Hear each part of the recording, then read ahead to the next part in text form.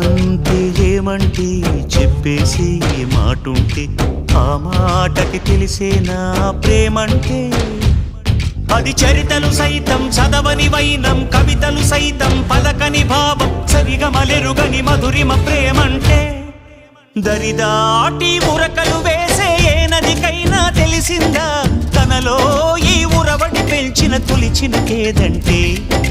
సిరిపై రై ఎగిరే వరకు చేనుకు మాత్రం తెలిసిందా తనలో కనిపించే కళలకు తొలి పిలిపేదంటే